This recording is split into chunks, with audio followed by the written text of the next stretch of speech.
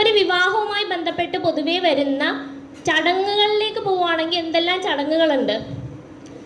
Normally നടക്കുന്നത് ആദ്യം പെണ്ണ് കാണൽ.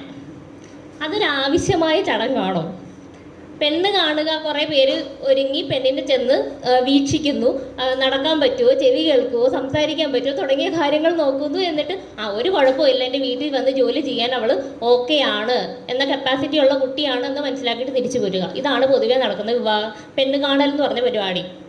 പക്ഷെ ഇന്ന് അതിൽ നിന്ന് വ്യത്യാസമായിട്ട് നമ്മൾ എങ്ങനെയാണ് ഒരു പുരുഷനും സ്ത്രീയും അവരുടേതായ ഇഷ്ടങ്ങൾ കണ്ടെത്തി അവരുടെ കോൺസെപ്റ്റുകൾ ശരിയാണോ, അവർക്ക് തമ്മിൽ ഒത്തുചേരാൻ പറ്റുന്നുണ്ടോ എന്ന് നോക്കിയിട്ടാണ് പലപ്പോഴും വിവാഹത്തിലേക്ക് ഇപ്പോൾ കടക്കുന്നത്. അടുത്തതായിട്ട് പിന്നെ വീട് കാണുക, അടുക്കള കാണുക തുടങ്ങിയ പരിപാടികൾ. അത് കഴിഞ്ഞ് വിരുന്ന്. അതൊക്കെ കഴിഞ്ഞിട്ടാണ് വിവാഹം എന്ന് പറഞ്ഞ ആ ഒരു പ്രോസസ്സിലേക്ക് കടക്കുന്നത്. ഈ പറഞ്ഞ പലതവണ അങ്ങ് പോയി വന്ന് ഏകദേശം അവരുടെ ക്യാരക്ടറൊക്കെ മനസ്സിലാക്കി വിവാഹത്തിലേക്ക് കടന്നു കഴിഞ്ഞ് പിന്നെ ചെയ്യുന്നൊരു പരിപാടിയുണ്ട്, കുറേ സാധനങ്ങൾ പെണ്ണിൻ്റെ വീട്ടിലേക്ക് കൊടുത്തു വിടുക. അതായത് ആ വീട്ടിൽ എന്തൊക്കെ ഇല്ല എന്നത് അവിടെ ചെന്നപ്പോൾ ഇവർക്ക് മനസ്സിലായിട്ടുണ്ട്. മിക്സി ഇല്ല, ഗ്രൈൻഡർ ഇല്ല, അല്ലെങ്കിൽ വാഷിംഗ് മെഷീൻ ഇല്ല തുടങ്ങിയ സാധനങ്ങൾ കെട്ടിപ്പൊതിഞ്ഞ് ഇവിടെ നിന്ന് അങ്ങ് കൊടുത്തു വിടും. ഈ പറഞ്ഞ സത്യത്തിൽ ഇത്തരം കാര്യങ്ങൾ ആരാ ചെയ്യേണ്ടത്?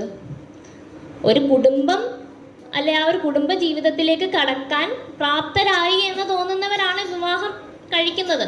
അപ്പോൾ അവർ തന്നെ സ്വയം സമ്പാദിച്ച് അവരുടെ വീട്ടിലേക്ക് വെക്കേണ്ട കാര്യങ്ങളാണ് ഈ പെണ്ണിൻ്റെ വീട്ടുകാർ ചുമന്നു കൊണ്ടുപോകുന്നത്. അതിന് നമ്മൾ പറയുന്ന പൊതുവെയുള്ളൊരു പേരാണ് സ്ത്രീധനം. അതിൻ്റെ അകത്ത് എന്തൊക്കെ ഉൾപ്പെടുന്നുണ്ട്? ഇപ്പം ഞാൻ പറഞ്ഞ കാര്യങ്ങളിൽ സ്ത്രീധനമായിട്ട് കൊടുക്കുന്ന പണവോ അല്ലെങ്കിൽ ഓർണമെൻറ്റ്സോ അതിൻ്റെ അകത്ത് ഉൾപ്പെട്ടിട്ടില്ല. അത് പിന്നീട് നമുക്ക് പറയാം. ബേസിക് ആയിട്ട് ഒരു വിവാഹത്തിൽ വരുന്ന ചില ചെലവുകളാണ്.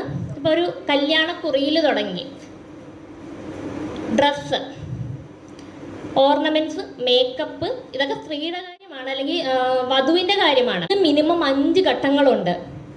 തുടങ്ങുന്നത് ഹൽദി എന്ന് പറഞ്ഞ പരിപാടിയിൽ നിന്നാണ്. പിന്നെ മെഹന്തി, പിന്നെ സംഗീത്. അതെന്താ പരിപാടി എന്ന് അവർക്കും അറിയില്ല, നമുക്കും അറിയില്ല. കാര്യം ജസ്റ്റ് എല്ലാവരും കൂടെ കൂടി ഡാൻസും പാട്ടും കളിക്കുന്നു. മാരേജ്, അതായത് വിവാഹം. അത് കഴിഞ്ഞ് റിസപ്ഷൻ. ഈ 5 പരിപാടിക്കും ഈ സ്ത്രീകൾ അവരുടേതായ ഇഷ്ടങ്ങൾക്കനുസരിച്ച് കസ്റ്റമൈസ് ചെയ്ത് എടുക്കുന്ന ഡ്രസ്സുകളാണ് ഉപയോഗിക്കുക.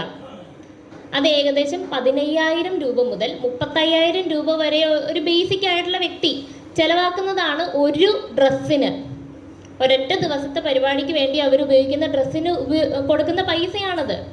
അങ്ങനെ ഈ 5 ഘട്ടങ്ങൾ കഴിയുമ്പോൾ അവരുടെ കയ്യിൽ നിന്ന് എത്ര രൂപ പോയി? സത്യത്തിൽ ജസ്റ്റ് ഒരു രജിസ്റ്റർ മാരേജ് ചെയ്യാനായിട്ട് 2,000 രൂപ താഴെ ആവുന്നുള്ളൂ.